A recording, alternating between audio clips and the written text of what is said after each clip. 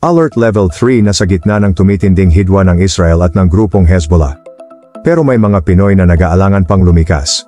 Paghihiganti ng Iran sa Israel, bunga ng pagkamatay ng isang leader, mas lumalala. Sa pagtindi ng alitan sa Israel at Iran, bakit posibleng ang away ng dalawang bansa ay maging sanhi ng mas malala at mas malawak na digmaan sa buong mundo? Ano ang naging papel ni Ismail Haniyeh sa mga mas tumitinding sitwasyon ngayon sa gitnang silangat? Yan ang ating aalamin. Kasunod ng mag-iisang taon ng giyera ng Israel at Hamas, sumiklab din ang panibagong hidwaan ng Israel at kaalyadong grupo ng Hamas sa Lebanon, ang Hezbollah. Hinihikayat ng Philippine Embassy sa Lebanon ang nasa 11,000 mga Pinoy roon na huwag nang hintayin, lumala ang giyera at lumikas na. Hanggat bukas pa ang mga paliparan, walang patid pa rin ang hidwaan at pinuntirya ng Israel, ang sinasabing kuta o taguan ng mga armas ng Hezbollah, grupong kaalyado ng Hamas sa Palestine sa panibagong airstrike ng Israel. Nasa 10 ang nasaway habang 5 ang sugatan, pero ayon sa Lebanese Health Ministry na damay ang ilang sibilyan, tumaas ang tensyon doon nang may 12 batang nasaway sa Golan Heights na okupado ng Israel dahil sa rocket attack na sinisisi sa Hezbollah.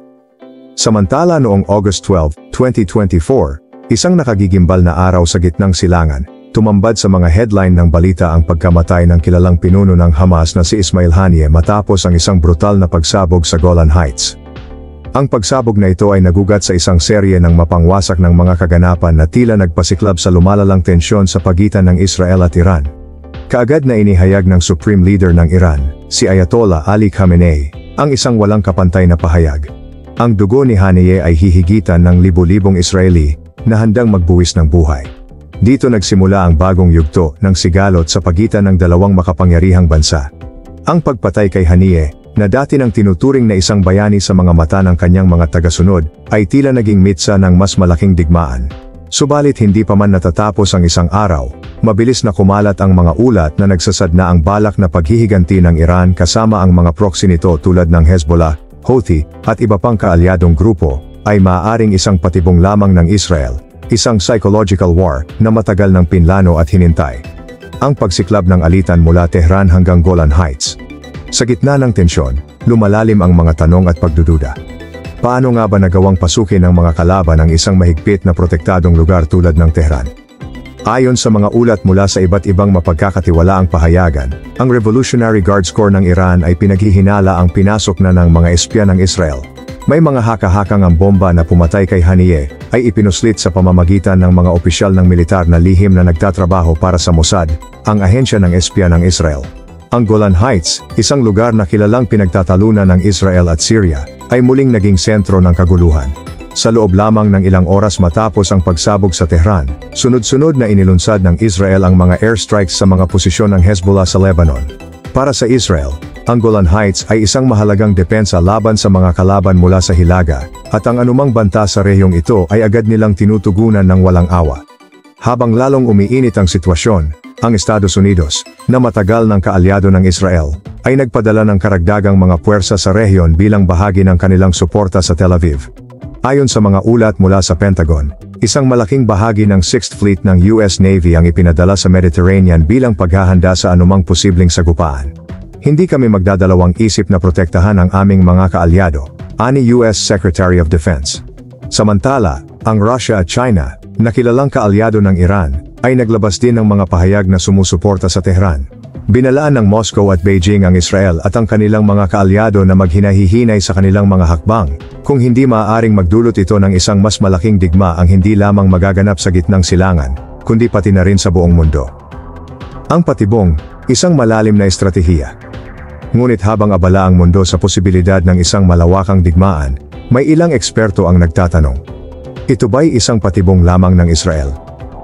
May mga pahayag na nagsasabing, matagal nang alam ng Mossad ang balak na paghihiganti ng Iran, at kanilang mga kaalyado, at sinadya nilang hayaang maganap ang mga kaganapang ito upang magamit, bilang dahilan upang masupil ang mga kalaban. Sa ilalim ng mapanlinlang na estratehiyang ito, tila hinayaan ng Israel na magmukhang mahina sila, habang lihim na inihahanda ang kanilang mga puwersa, para sa isang mas malaking hakbang. Ayon sa mga sources, sinasabing ang Israel ay nagsagawa ng isang malawakang operasyon upang pekein ang ilang impormasyon na ibinato sa Tehran.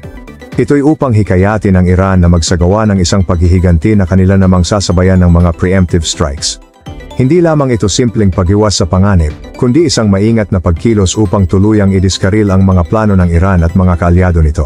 Isang kilalang analyst ang nagsabi, kung totoo man ito, isang napakalaking tagumpay ng Mossad at ng IDF, Israel Defense Forces, ang hakbang na ito, sapagkat kanilang naisusulong ang kanilang mga layunin nang hindi man lang nahuhuli sa akto. Ang psychological warfare na ito, kung totoo nga, ay nagpakita ng kahusayan ng Israel sa larangan ng intelihensya at estratehiya. Ngunit tulad ng anumang digmaan, may mga hindi inaasahang resulta at pagkakamali. At sa kasong ito, hindi malayong magkamali ang dalawang panig at maging sanhi ng mas matinding kaguluhan. Ang mga hindi inaasahang komplikasyon ay maaaring magbunsod ng isang malawakang digmaan na magpapabagsak hindi lamang sa rehiyon, kundi sa pandaigdigang kalakalan at ekonomiya, na magdudulot ng domino effect na maaaring hindi na makontrol. Ang hinaharap ng gitnang silangan, habang patuloy ang palitan ng mga banta at airstrike, ang mga mamamaya ng gitnang silangan, ay tila napapagitna sa isang walang katapusang bangungod. Ang mga lungsod sa Israel, Iran, Lebanon at Syria, ay patuloy na nasa ilalim ng banta ng mga missile strikes at bombings. Ang mga taong dati nang sanay sa mga ganitong sitwasyon ay patuloy na nabubuhay sa takot at pangamba. Ngunit ano nga ba ang magiging wakas ng digmaan ito? May ilang naniniwala na ito'y magdudulot ng isang mas malawakang digmaan na magdudulot ng higit na pagkawasak sa rehiyon. Subalit may iba ring nagsasabi na ito'y isa lamang panibagong yugto sa mahaba ng alitan sa gitnang silangan. Isang lugar na tila hindi na nauubusan ng mga digmaan at krisis. Sa kabila ng lahat, nananatiling tanong ng marami kung ano nga ba ang tunay na papel ni Ismail Haniyeh sa mga kaganapan. Para sa kanyang mga tagasunod, siya'y isang bayani na nagbuwis ng buhay para sa kanyang mga prinsipyo. Ngunit para sa iba, siya'y isang biktima lamang ng isang mas malaking laro ng kapangyarihan, isang piyon sa isang malalim na estratehiya na walang ibang layunin kundi ang magdulot ng higit pang kaguluhan. Ang kasaysayan ng gitnang silangan ay puno ng mga digmaan at kaguluhan, at ang kasalukuyang sigalot sa pagitan ng Israel at Iran ay isa lamang sa mga bagong kabanata ng madugong istoryang ito. Habang patuloy na nag-aabang ang mundo sa magiging susunod na hakbang ng dalawang makapangyarihang bansa, malinaw na ang bawat kilos at desisyon ay maaaring magdulot ng isang hindi mababaweng kasiraan. Ang pagkamatay ni Haniyeh, ang mga banta ng Iran at ang estratehiya ng Israel ay tila naging bahagi ng isang masalimot na laro ng digmaan. Isang digmaan na hindi lamang nagaganap sa larangan ng labanan kundi pati na rin sa isipan ng mga leader ng mundo. At sa gitna ng lahat ng ito, ang tanging tiyang ay ang patuloy na paghihirap ng mga inosenteng tao na walang ibang nais kundi ang mabuhay sa kapayapaan. Sa mas lumalalalang issue sa pagitan ng Israel at Iran, sino ang dapat managot? Ikomento mo naman ito sa ibaba. Huwag kalimutang mag-like at share. Maraming salamat at God bless.